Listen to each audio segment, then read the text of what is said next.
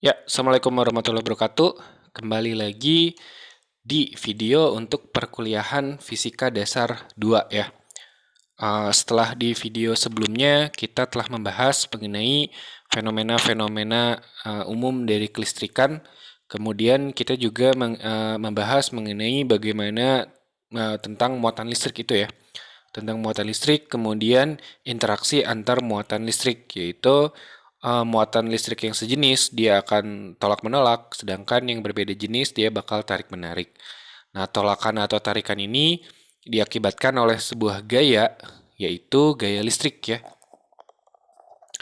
Gaya listrik itu adalah gaya yang dialami oleh dua benda yang bermuatan listrik. Nah, gaya ini disebut juga dengan gaya Coulomb ya. Nah, kita juga sudah membahas bagaimana perhitungan gaya Coulomb yang dikerjakan ya, atau yang bekerja pada dua muatan yang saling mempengaruhi satu sama lain ya, atau saling tarik-menarik atau saling tolak-menolak. Bagaimana perhitungannya secara vektor dan bagaimana perhitungannya secara skalar. Nah, bagaimana jika pada sebuah muatan itu terjadi atau dikerjakan beberapa gaya oleh beberapa muatan yang lain secara sekaligus gitu ya. Nah, di video kali ini kita akan membahas mengenai itu, bagaimana gaya Coulomb oleh beberapa muatan listrik.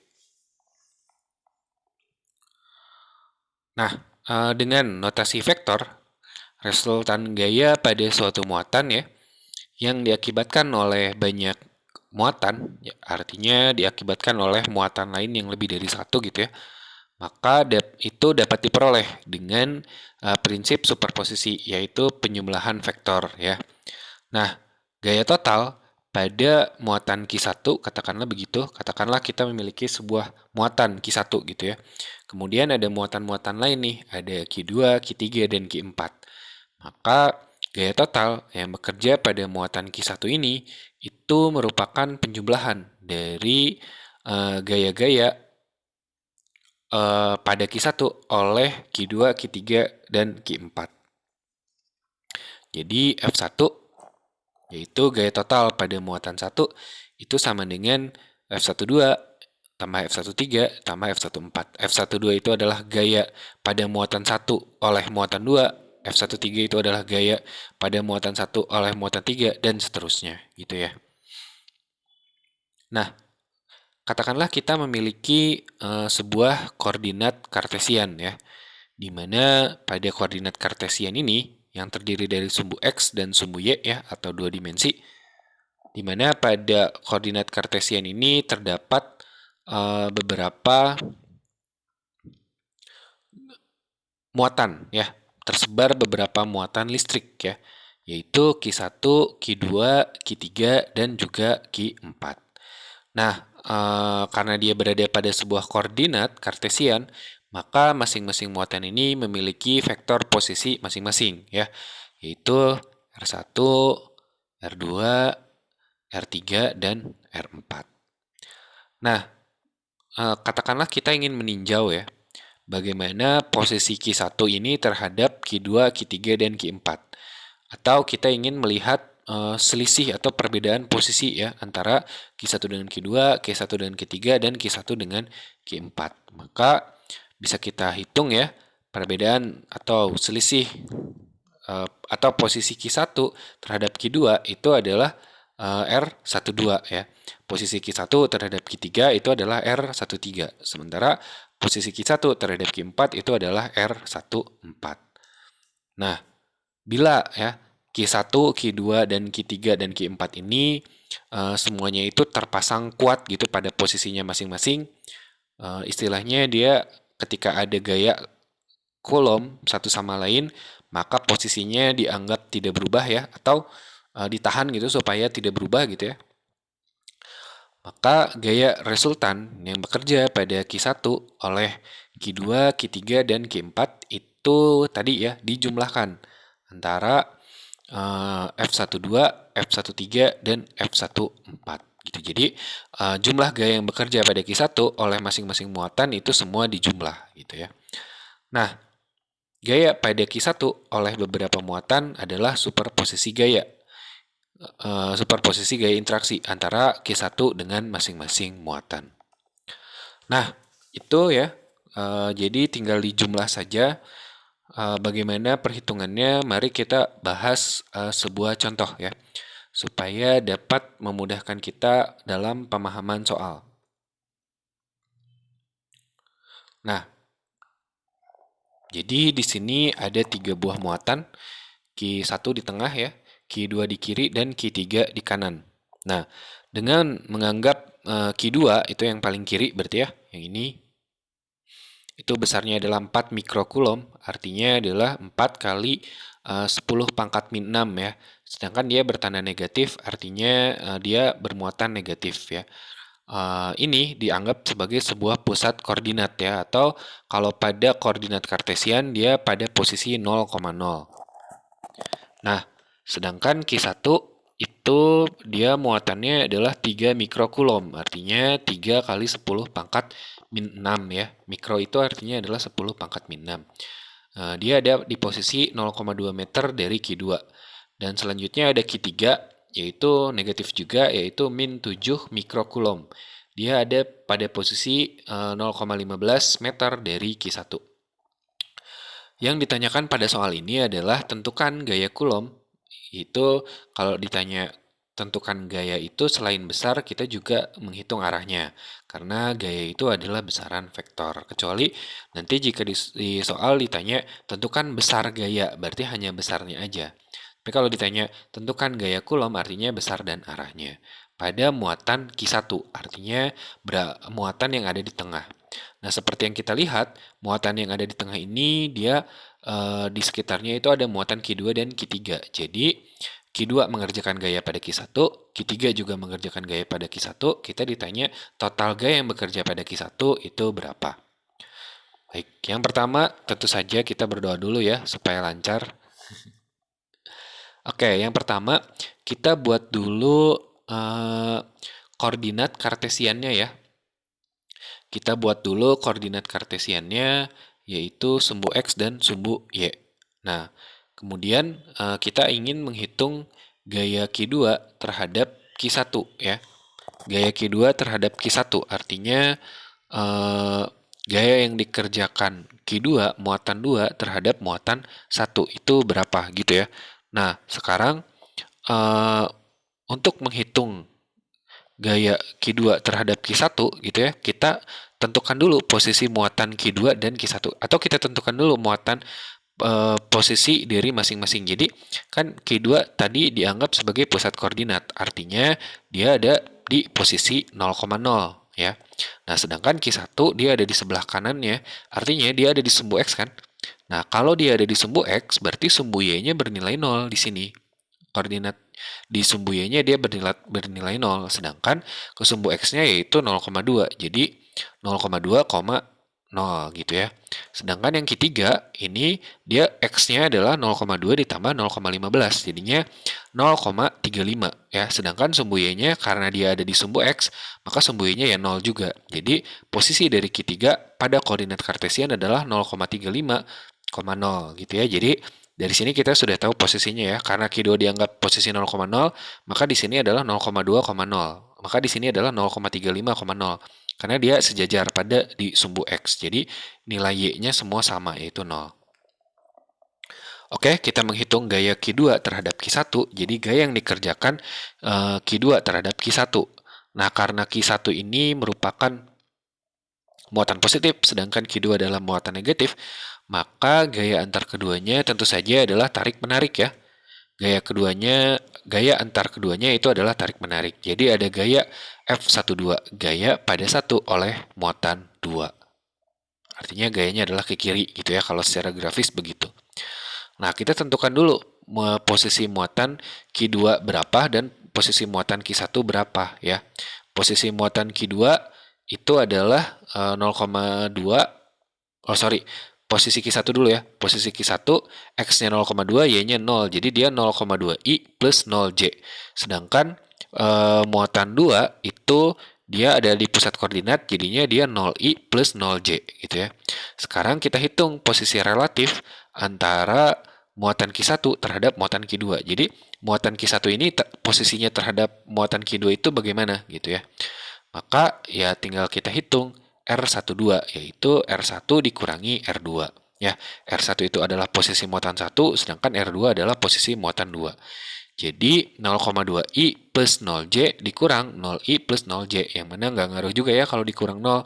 Jadinya tetap R12 itu adalah 0,2I plus 0J.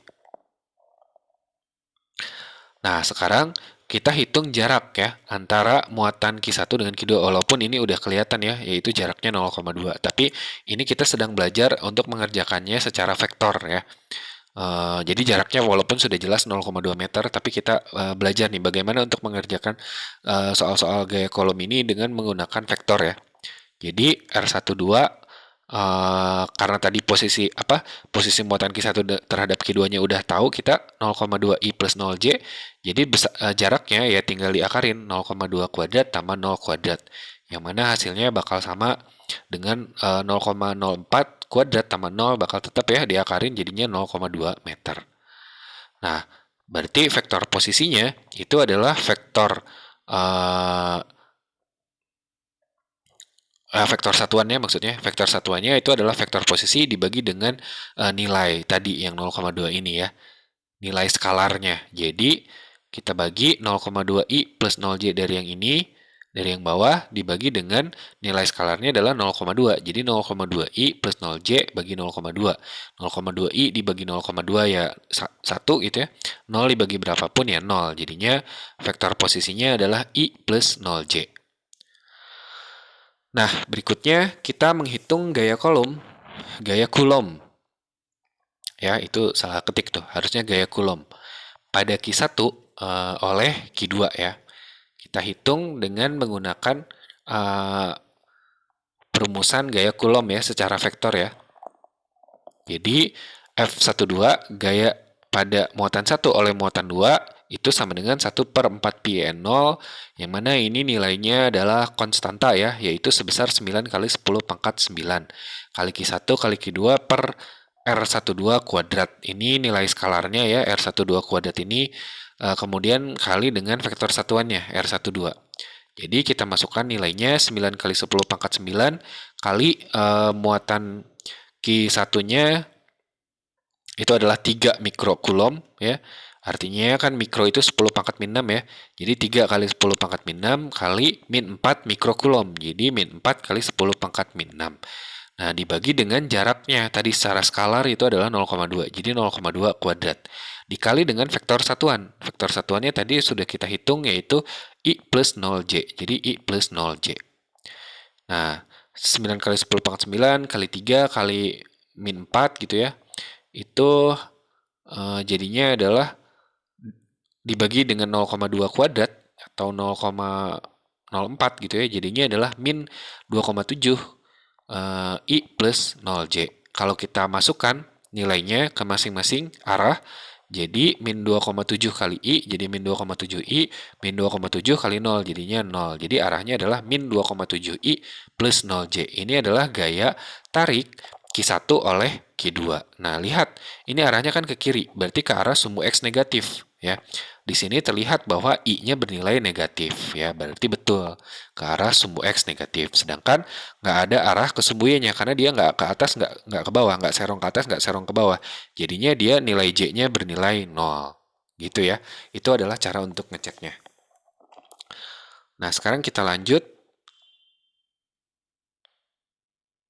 Nah, sekarang kita menghitung gaya Q3 terhadap Q1 ya. Nah, karena Q3 bermuatan negatif, sedangkan Q1 bermuatan positif ya, maka sudah pasti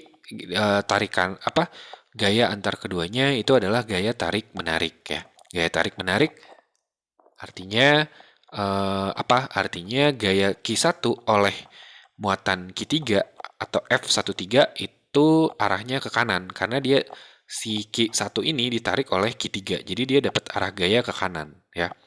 Nah, sekarang menghitung gaya Q3 terhadap Q1. Tentukan lagi posisinya ya antara muatan Q3 dan muatan Q1. Ya, R1 tadi sudah jelas posisinya adalah 0,2,0, sedangkan ini adalah 0,35,0. Jadi posisi R1 adalah 0,2i plus 0j, sedangkan posisi R2 adalah 0,35i plus 0j. Ya.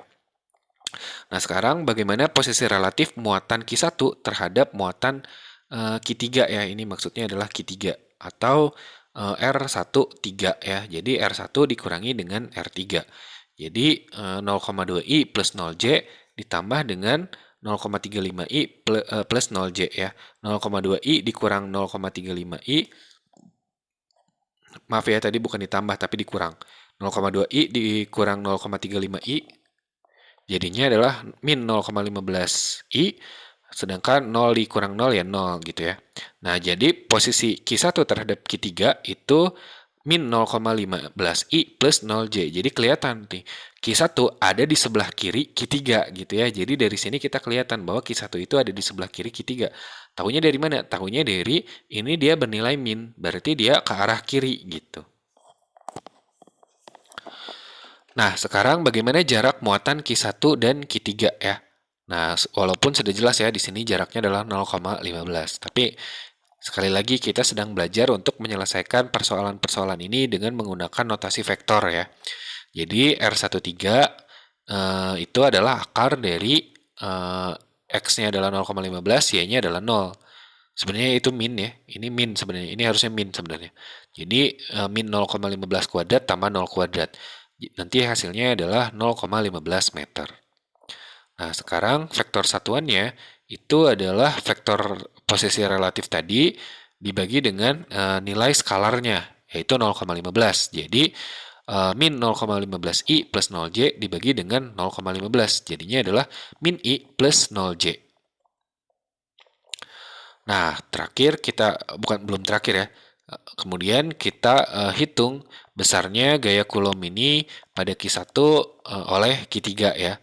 Besarnya adalah ya tinggal dimasukkan ke notasi gaya Coulomb ya, persamaan gaya Coulomb yaitu 1/4 pi N0 yang mana itu adalah nilainya sama dengan konstanta yaitu 9 kali 10 pangkat 9 kali muatan Q1 kali muatan Q3 dibagi dengan jarak antara 1 dan 3 yaitu 0,15 ini dikali dengan vektor satuannya ya. Ini yang menunjukkan arahnya nanti. Nah, jadi 9 kali 10 pangkat 9, K kan nilainya 1/4 pi N0 ini nilainya 9 kali 10 pangkat 9 kali 3 kali 3 mikro ya. 3 mikro artinya adalah 3 kali 10 pangkat min 6. Ini min 7 mikro artinya min 7 kali 10 pangkat min 6 bagi dengan 0,15. Kalau ini dihitung, kita dapat angka min 8,4 min I plus 0J. Nah, itu adalah F13. Nah, secara resultan, maka kita tinggal menjumlahkan antara F13 dan F12 ya. Karena arahnya berlawanan pasti nanti berbeda tanda, yang satu positif, yang satu negatif ya. Jadi resultan gaya yang ini, yang hijau ini ya, dihitung dengan menjumlahkan antara F12 dengan F13. Jadi F total itu adalah penjumlahan dari F12 dengan F13. Tadi F12-nya karena dia ke kiri kelihatan ya, maka dia X-nya atau pada arah I-nya dia bernilai negatif. Jadi min 2,7i plus 0j. Sedangkan gaya ke kanannya itu adalah 8,4 ya. 8,4i plus 0j. Dapatlah kita angka min 2,7 ditambah 8,4 itu kita dapat angka 5,7. Jadi 5,7i plus 0j.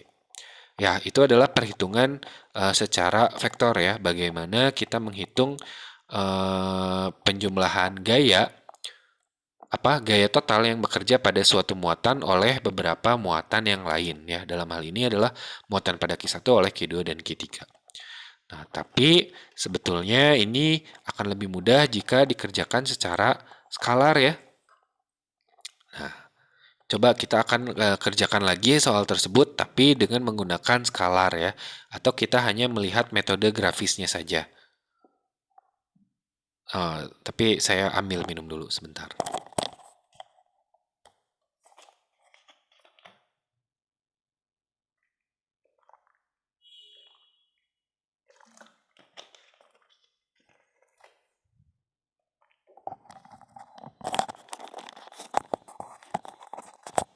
Baik, kita lanjut ya. Nah, sekarang bagaimana jika kita ingin mengerjakannya secara skalar ya? Eh, jadi kita lihat aja, ini kita nggak usah bikin koordinat kartesiannya, nggak usah. Kita lihat aja antara Q1 dengan Q2, dia bernilai apanya? Tandanya itu berlainan. Artinya pada Q1 dan Q2 ini ada gaya tarik-menarik. Nah, karena yang ditinjau adalah Q1, maka yang kita lihat hanya gaya pada Q1-nya aja. Ya, karena Q1 ini ada di kanan, Q2 ini ada di kiri, jadi Q1 dan Q2 tarik-menarik, berarti gaya pada Q1 oleh Q2 itu arahnya ke kiri ya. Jadi Q1 ini ditarik oleh Q2. Nah, berikutnya Q1 ini ditarik juga oleh Q3. Kenapa? Karena dia bermuatan positif, sementara Q3 bermuatan negatif. Jadi dia selain ditarik oleh Q2, dia ditarik juga oleh Q3. Artinya ada gaya tarikan ke kanan, yaitu F13, gaya pada benda 1 oleh benda 3. Nah, F12 ini bisa kita hitung secara skalar saja ya. Jadi K kali Q1 kali Q2 per R kuadrat. Nggak usah dikali dengan vektor satuan ya. Hanya dihitung secara skalar. Yaitu besarnya aja, nilainya aja 2,7. Tapi si 2,7 ini kita nggak tahu arahnya kemana kalau nggak lihat gambar gitu. Jadi K-nya adalah 9 kali 10 pangkat 9. Muatannya masing-masing yaitu 3 mikro atau 3 kali 10 pangkat min 6 dan 4 mikro atau min 4 kali 10 pangkat min 6. Sementara jarak antara keduanya itu adalah 0,2. Jadi 0,2 kuadrat. Dapatlah kita angka 2,7 Newton. Nah, kalau dihitung secara skalar begini, kita tidak tahu arahnya. Beda dengan tadi, ada I dan J-nya kan ya. Kita jadi bisa tahu itu arahnya kemana. Tapi kalau begini, kita nggak tahu arahnya kemana. Arahnya kita lihat dari gambar gitu. Nah, kemudian kita hitung gaya pada muatan 1 oleh muatan 3 ya. Nah, gaya pada muatan 1 oleh muatan 3 itu ke kanan. Tahu dari mana? Karena tadi ya, karena dia berbeda tanda sehingga dia tarik-menarik, sehingga gayanya di Q1 itu pasti ke kanan. Nah, kemudian besarnya yang satu 3 mikro, yang satu min 7 mikro, jaraknya adalah 0,15. Kita masukkan ke hukum Coulomb, jadinya K Q1 Q3 per R13 kuadrat. K-nya bernilai 3 konstanta ya 9 kali 10 pangkat 9, Q1 bernilai 3 kali 10 pangkat min 6, sedangkan Q3-nya adalah min 7 kali 10 pangkat min 6. Jadi ini sebenarnya kalau dihitung secara skalar ya, ini minnya nggak usah dibawa nih. Tanda min ini nggak usah dibawa ya. Kan kita hanya ingin tahu besarnya aja. Jadi ini nggak usah dibawa minnya. Jadi ini nggak ada minnya ya. Jadi hasilnya pun plus. Ini juga sama. Ini minnya nggak usah dibawa sehingga hasilnya pun plus. Nah, sehingga kita dapat 8,4 Newton. Nah, kemudian kita kurangi. Tahu dari mana dikurang? Karena lihat gambar. Gambarnya ini dia berlawanan arah. Kalau berlawanan arah artinya dia saling mengurangi antara satu gaya dengan gaya yang lainnya. Jadi kita lakukan operasi pengurangan. Tapi kalau misalkan nanti di gambar dia satu arah, yang satu ke kanan, yang satu juga ke kanan, maka kita lakukan operasi penjumlahan. Tapi jika dia membentuk sudut, maka masukkan ke rumus yang F1 F2 kuadrat tambah 2 F1 F2 cos theta itu ya. Jadi begitu ya. Nah, ternyata pengerjaan secara skalar itu lebih mudah. Nah, kenapa? Kalau gitu kenapa dong harus menggunakan yang vektor? Nah, nanti ada kasus-kasus di mana lebih mudah atau lebih mudah untuk menggunakan vektor ketika kasusnya lebih rumit gitu ya. Kan kalau ini gampang. Maksudnya gampang adalah si muatan-muatannya ini sejajar, maka dikerjakan secara skalar itu lebih mudah. Tapi ketika nanti muatan-muatannya konfigurasinya lebih rumit, itu malah lebih memudahkan kita jika dikerjakan secara vektor. Begitu ya. Nah, mari kita bahas contoh berikutnya bagaimana prinsip penjumlahan gaya Coulomb ini ya. Nah, ini ada sebuah contoh soal.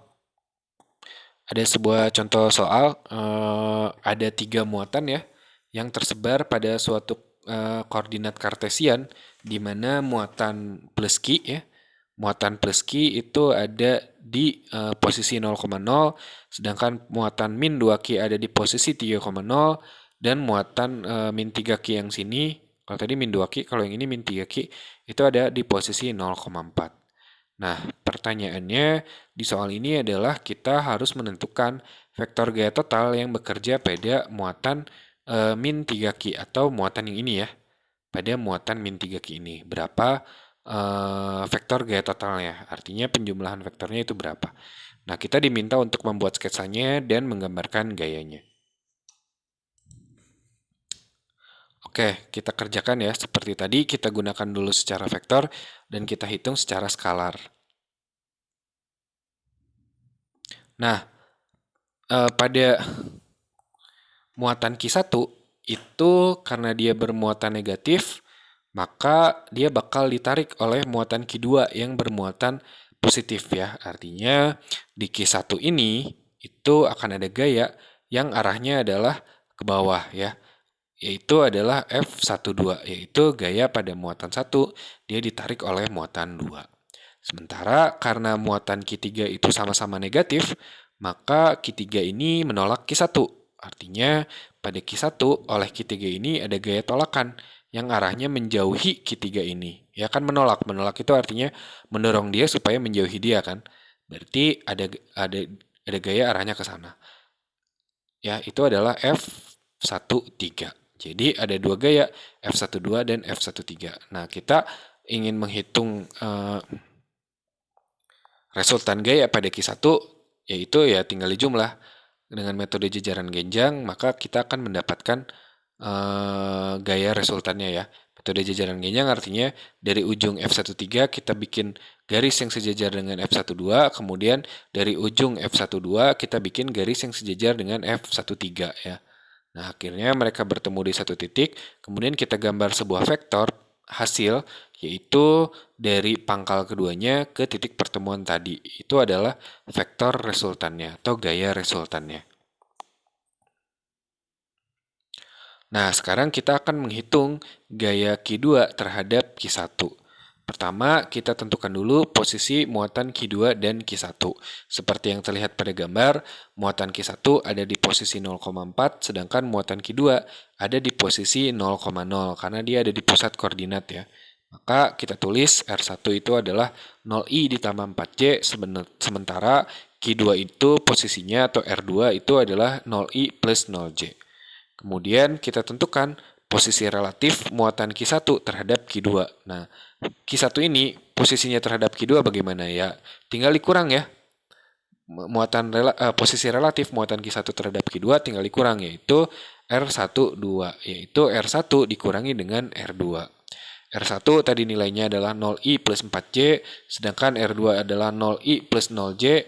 Kita kurangi ya. 0 dikurang 0 ya 0, 4 dikurang 0 ya 4. Jadi hasilnya adalah 0I plus 4C. Jadi ini adalah posisi relatif R1 terhadap R2 ya.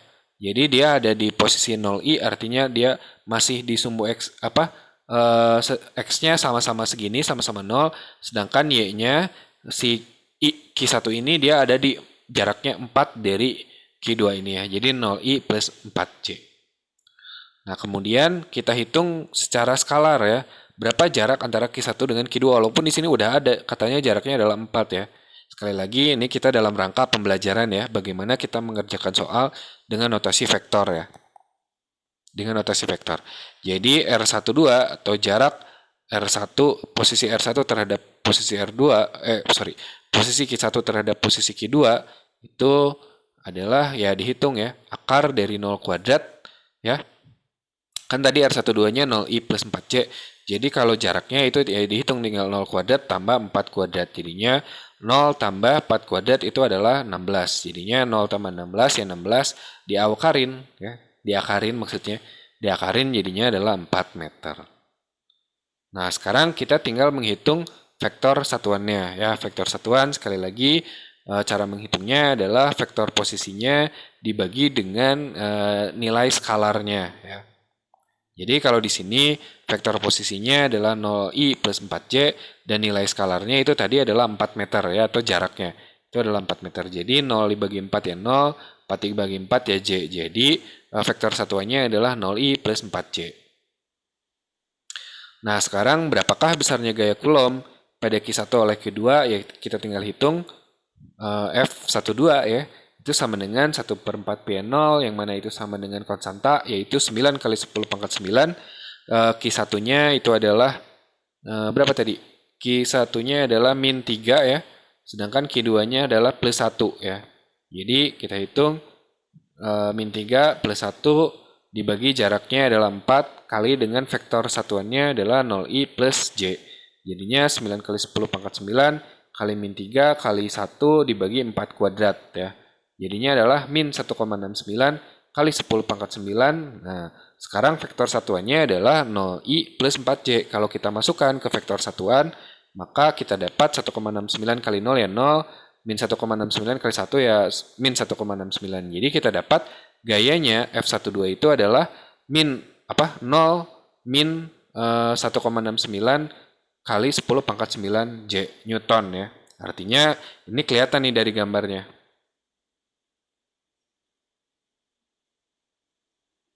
Ya, sebentar. Nah, artinya ini kelihatan dari gambarnya. Gambarnya kan ini ke bawah ya, artinya dia ke sumbu X-nya nggak ada gaya, nggak ada arah gaya, tapi adanya ke sumbu Y ke bawah. Nah, di sini dia kelihatan.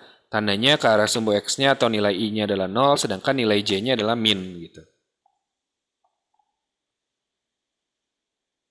Nah, berikutnya kita akan menghitung gaya Q3 ya.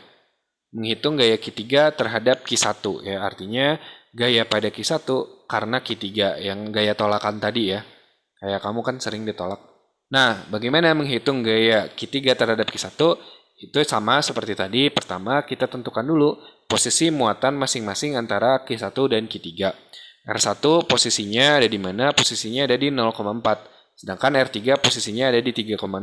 Jadi R1 itu adalah 0i plus 4j, sedangkan R3, ini maksudnya R3 ya, bukan R2 ya. R3 itu adalah 3i plus 0j. Nah, sekarang sama seperti tadi, kita hitung posisi relatif muatan Q1 ya terhadap Q3, yaitu tinggal dikurangi R13 ya, R1 dikurangi dengan R3 ya.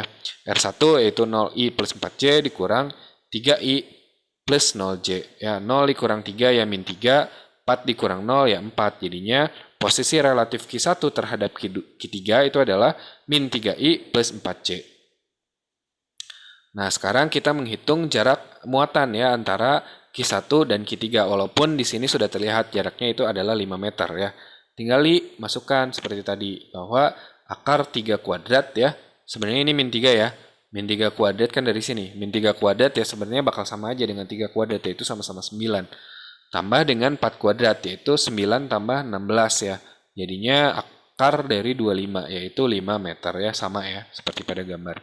5 meter. Nah, sekarang kita tinggal hitung vektor satuannya ya. Vektor satuannya ya tinggal dibagi antara nilai vektor posisi relatifnya dibagi dengan nilai skalarnya atau jaraknya tadi. Jadi R13 dibagi dengan nilai mutlaknya. Jadi min 3i plus 4j dibagi 5. Jadinya min 3 per 5i plus 4 per 5j. Nah, berikutnya kita hitung besarnya gaya Coulomb pada Q1 oleh muatan Q3, yaitu F13 ya. Ya tinggal dihitung dengan persamaan gaya Coulomb, yaitu 1/4 P0 Q1 Q2. Ini salah ya, bukan Q2. Udah benar ya, ini Q3 ya. Iya benar. Udah benar. Q1 Q3. Q1 Q3 per R13 kuadrat kali dengan vektor satuannya. Ya, nilai 1/4 P0 seperti biasa yaitu 9 kali 10 pangkat 9. Q1-nya adalah min 3, sementara Q3-nya adalah min 2. Dibagi dengan jaraknya tadi sudah dihitung yaitu 5, jadi 5 kuadrat. Kali dengan vektor satuannya yaitu min 3 per 5i plus 4 per 5j. Nah, 9 kali min 3 kali min 2 dibagi 5 kuadrat atau 25, itu kita dapat angka 2,16 ya. 2,16 kali 10 pangkat 9. Jadi nilainya F13 ini adalah 2,16 kali 10 pangkat 9. Kali ini vektor satuannya. Kalau kita masukkan ke vektor satuannya, dapatlah kita angka min 1,3 kali 10 pangkat 9i plus 1,73 kali 10 pangkat 9j. Ini adalah F13, gaya pada muatan 1 oleh muatan 3. Nah, berikutnya kita akan menjumlahkan ya. Menjumlahkan antara F12 ini dengan F13 sehingga yang menghasilkan F resultan yang hijau ini. Nah, jadi Kita hitung F12 ditambah F13, yaitu 0I min 1,69 kali 10 pangkat 9J ditambah min 1,3 kali 10 pangkat 9I plus 1,73 kali 10 pangkat 9J. Yang I kita jumlah dengan yang I, yang J kita jumlah dengan yang J ya. 0 dikurangi 1,3 ya min 1,3 kali 10 pangkat 9 min 1,69 ditambah 1,73 jadinya adalah 0,038 ya kali 10 pangkat 9. Nah, ini adalah vektor gayanya ya. Jadi ini adalah vektor resultan gaya pada benda 1 oleh benda 2 dan benda 3. Nah, tapi kalau ditanya besarnya, maka kita hitung saja akar fx kuadrat tambah fy kuadrat. Sebenarnya sampai sini persoalannya sudah beres ya. Kalau yang ditanya adalah vektor gayanya, maka di sini sudah beres. Tapi kalau kita pengen tahu nilainya berapa secara total ya, ya kita masukkan aja akar fx kuadrat tambah fy kuadrat. Jadi min 1,3 kali 10 pangkat 9 kuadrat tambah 0,038 kali 10 pangkat 9 kuadrat. Ya, 10 pangkat 9-nya yang dikuadrat itu bisa dikeluarin dan dapat angka. Oh, sorry, bentar. Oke, bentar ya.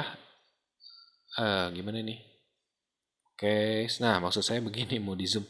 Nah, ini kan 10 pangkat 9 ya, kuadrat. Ini juga sama, ada 10 pangkat 9 kuadrat. Itu bisa dikeluarin dari akar, jadi kuadratnya hilang. Jadi dia 10 pangkat 9 aja. Nah, sementara yang di dalam tinggal min 1,3 kuadrat sama 0,038 kuadrat. Nah, setelah dihitung dapatlah min 1,3 kuadrat tambah 0,038 kuadrat.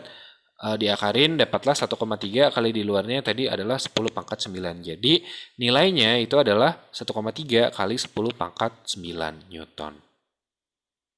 Ya, jadi ini besarnya. Ini yang 1,3 kali 10 pangkat 9 itu adalah nilainya.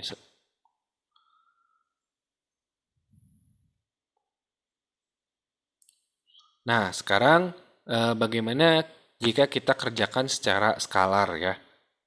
Tapi sebelum itu, seperti biasa, jeda dulu, saya ambil minum.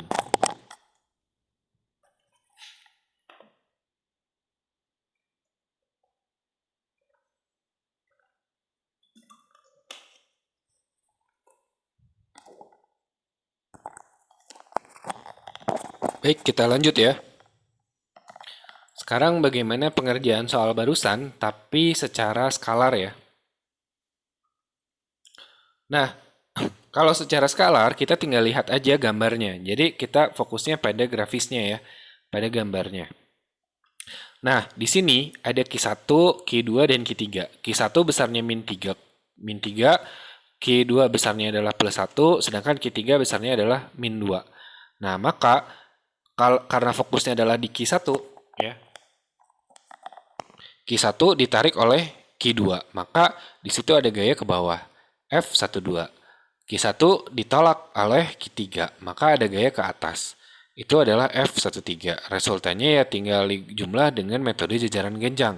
Ini adalah gaya resultan. Nah, sekarang bagaimana pengerjaannya secara skalar? Ya tinggal dihitung aja. F12 itu berapa?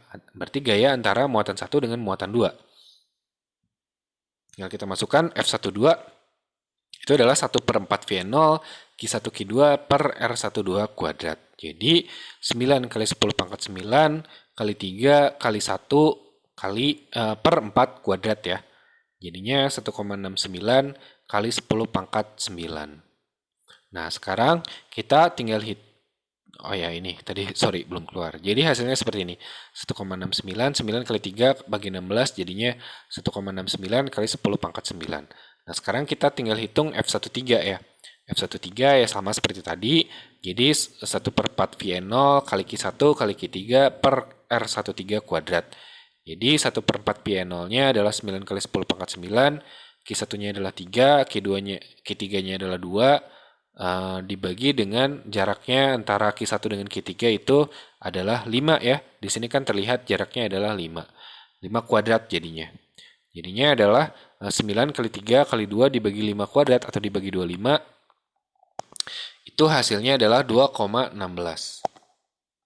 2,16 kali 10 pangkat 9 Newton. Jadi kita sudah dapat nih nilainya yaitu 1,69 yang ke bawah. Ya, arahnya kita nggak tahu karena ini secara skalar. Arahnya ya dilihat dari gambar. ya berarti ke bawah gitu. Dan 2,16 yaitu yang ke atas ini, arahnya yang ini. Sudutnya berapa kita nggak tahu karena ini secara skalar kan ya. Di sini nggak ada I, nggak ada J gitu. Nah, berikutnya kan kita hitung secara dengan metode jajaran genjang ya. Dapatlah FR ini ya. Ya udah. Oke, sebentar. Kita pindah slide. Oke. Nah, tadi ya ini ada F12, ada F13, maka kita hitung secara jajaran genjang dapatlah gaya yang ini ya. Yang hijau tuh, yang hijau itu adalah yang resultannya. Nah, sekarang kalau untuk F-nya sendiri kan gampang tinggal dihitung ya. Yaitu F12 kuadrat tambah F13 kuadrat tambah 2F1 F2 cos theta gitu ya, atau cos alpha gitu. Nah, masalahnya kita nggak tahu nih sudutnya berapa. Ya, sudut antara gaya yang ini dengan gaya yang ini kita nggak tahu ini sudutnya berapa. Nah, itu bisa kita lihat dengan melihat gambarnya ya. Jadi, nah kita perbesar ya supaya lebih jelas. Jadi, kalau sudut yang ini adalah theta ya, maka tan theta itu adalah, karena tangen itu adalah pengertiannya bagian depan dari sudut dibagi dengan bagian samping dari sudut, maka nilai tangen theta itu adalah 4/3. Sehingga theta itu bisa dihitung dengan anti tangen dari 4/3, yaitu theta itu nilainya adalah 53,1 derajat ya. Nah, kalau kita bikin garis ini ya, maka sudut ini itu bakal sama dengan theta ya, karena kan ini gaya ini kan segaris ya dengan garis ini, maka sudut ini bakal sama dengan sudut ini, maka ini sama-sama theta.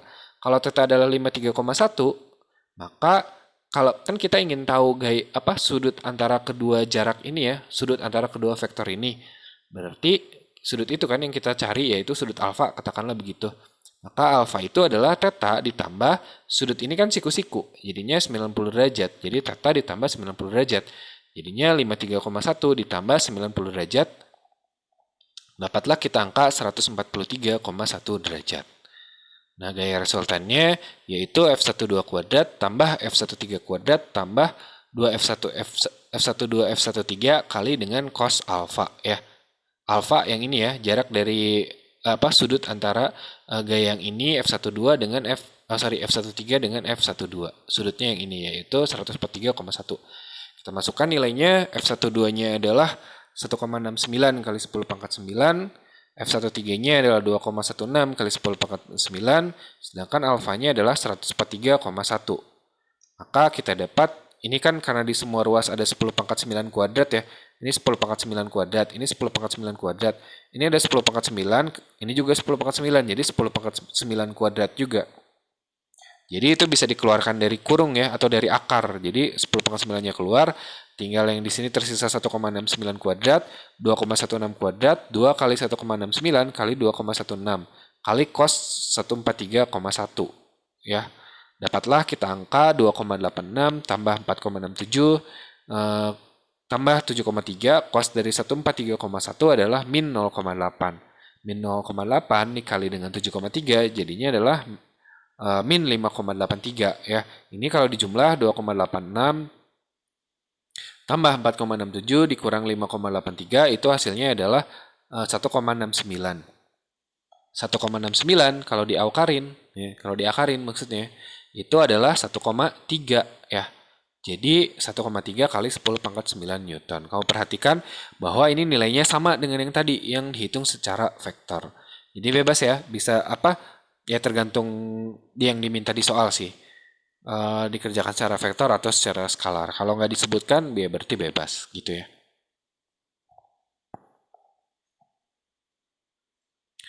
Oke, kita bahas satu contoh soal lagi supaya kita dapat memperdalam pembahasan soal ya, atau pemahaman mengenai pengerjaan gaya Coulomb oleh beberapa muatan ini.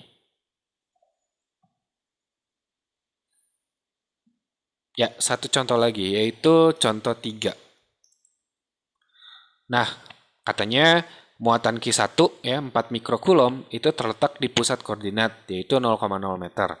Kemudian ada muatan Q2 yaitu plus 9 mikrokulom, mikro itu artinya adalah 10 pangkat min 6 ya, itu terletak pada 10,0 meter.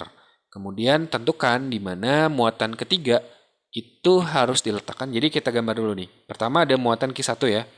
Kita gambar dulu koordinat kartesiannya. Yang pertama ada Q1 ya. Q1 ini posisinya adalah 0,0, besarnya adalah 4 mikrokulom. Nah, kemudian ada Q2. Nah, Q2 posisinya 10 meter dari Q1. Tahu dari mana? Karena Q1 0,0 ini 10,0, berarti jaraknya X-nya adalah 10 ya. Jadi 10,0 muatannya besarnya adalah 9 mikrokulom. Nah, kalau kita letakkan ya sebuah muatan di antara keduanya, maka muatan ini katakanlah muatan negatif ya. Katakanlah muatan ini adalah muatan negatif yang di tengah. Maka muatan negatif ini akan tertarik oleh Q1, akan tertarik juga oleh Q2. Karena Q1 bermuatan positif, Q2 juga bermuatan positif. Ya. Nah, tarikannya nanti akan ada hasilnya mana yang lebih kuat. Jika Q1 lebih kuat, dia akan ke kiri. Jika Q2 lebih kuat, dia akan ke kanan. Nah, sedangkan yang ditanya di sini, di manakah ya letak muatan Q3 yang besarnya katakanlah min 2 mikrokulom harus diletakkan supaya muatan tersebut itu mengalami resultan gaya Coulomb sama dengan 0. Artinya apa? Artinya tarikan ke kirinya dengan tarikan ke kanannya kalau dijumlah sama dengan 0. Artinya besarnya itu sama. Q1 F31 dengan F32-nya itu sama ya. Itu adalah kuncinya ya. Jadi kalau dikatakan di mana harus diletakkan agar muatan Q3 ini yang ada di antara oleh keduanya ini itu mengalami resultan gaya sama dengan 0. Itu bukan berarti tidak ada gaya sama sekali. Ada gayanya, tapi kalau dijumlah sama dengan 0. Nah, kalau dijumlah sama dengan 0, itu artinya besarnya harus sama ya. Jadi kita letakkan sebuah muatan Q3, besarnya min 2 mikrokulom.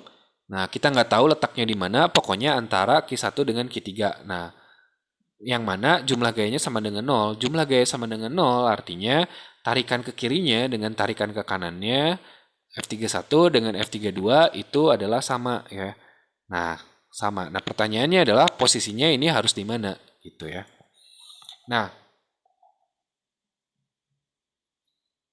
kata kuncinya itu tadi bahwa F31 dan F32 itu harus sama besarnya. Berarti kita masukkan F31 itu sama dengan F32. Nah, F31 sama dengan F32, kita masukkan nilai F atau nilai gaya Coulomb ya, yaitu kan 1/4 P0 kita singkat saja menjadi K ya. Jadi K Q1 Q3 per R13 kuadrat ya. Ini F31 adalah interaksi gaya tarik-menarik antara Q1 dengan Q3. Jadi Q1 Q3 per R13 itu adalah jarak antara Q1 dengan Q3. Yang mana kita nggak tahu jaraknya berapa. Sama dengan K Q2 Q3. Jadi antara Q2 dengan Q3. Ini F32 ya. Per R23 kuadrat. Nah, karena di sini ada K, di sini ada K, berarti K-nya bisa kita hilangkan, kita coret gitu ya. Di sini ada Q3, di sini juga ada Q3, maka Q3-nya bisa kita coret juga, sehingga yang tersisa adalah Q1 per R13 kuadrat sama dengan Q2 per R23 kuadrat. Nah, sekarang kita masukkan nilai-nilainya yang diketahui di soal ya. Jadi Q1, nah sekarang gini, Q1-nya kan ada ya 4 mikrokulom, Q2-nya juga ada plus 9 mikrokulom. Nah, sekarang R13-nya kita nggak tahu ya. R13-nya kita nggak tahu karena itu yang akan kita cari ya. Nah, katakanlah itu adalah X gitu ya. Nah, karena jarak antara Q1 dengan Q2 itu adalah 10 meter ya, dan jarak antara Q3 dengan Q1 adalah X, maka jarak sisanya antara Q2 dengan Q3 itu adalah 10 meter dikurang X ya. Jadi jarak antara Q1 dengan Q3 itu X, jarak antara Q3 dengan Q2 itu adalah 10 dikurang X. Kita masukkan ke sini, Q1 sama dengan 4 mikro, ya tadi nilainya 4 mikro, bawahnya jaraknya antara Q1 dengan Q3 itu adalah X kuadrat, X gitu ya, dan karena kuadrat jadi X kuadrat, sedangkan Q2 itu nilainya adalah plus 9 mikro. Sedangkan jaraknya itu adalah, karena jarak Q1 dengan Q2 adalah 10, dikurangi ini adalah X, jadinya 10 min X ya. Nah, karena di kedua ruas itu mikrokulom, sama-sama mikrokulom, bisa kita coret tuh mikrokulomnya. Jadi 4 per X kuadrat sama dengan 9 per 10 min X kuadrat. Nah, supaya memudahkan perhitungan, yang ada kuadrat-kuadratnya kita gabung ke sana ke kanan. Jadi, ditukar ya, 9 ke bawah, X kuadrat ke atas. Jadi, 4/9 sama dengan X kuadrat per 10 min X kuadrat. Supaya kuadratnya ini hilang, maka sebelah sini harus diakarin ya. Jadi akar 4/9 sama dengan X per 10 min X. Akar dari 4 itu 2, akar 9 itu adalah 3, jadi 2/3 sama dengan X per 10 min X. Nah setelah ini tinggal dikali silang, 2 dikali dengan 10 min X dan 3 dikali X. Jadi kali silang ya, 2 kali 10 min X, jadi 2 kali 10 min X, 3 dikali X, jadi 3X. Nah, ini kalau dibuka kurungnya 2 kali 10 jadinya 20. 2 kali X jadinya 2X. Jadi 20 min 2X sama dengan 3X. Min 2X-nya pindah ke kanan, jadi plus 2, 3 tambah 2 yaitu 5. Jadinya 20 itu sama dengan 5X. Jadinya X bisa dihitung dengan membagi antara 20 dibagi dengan 5, yaitu 4 meter. Jadi X-nya adalah 4 meter. Jarak antara Q1 dengan Q3 itu adalah 4 meter supaya gaya totalnya itu adalah 0. Ya, jadi agar resultan gaya yang dialami adalah 0, maka muatan Q3 harus diletakkan di titik 4,0 ya. Jaraknya adalah 4 dari muatan Q1 ini atau dari 0,0 sedangkan dia masih di sumbu kan. Jadi Y-nya itu sama dengan 0.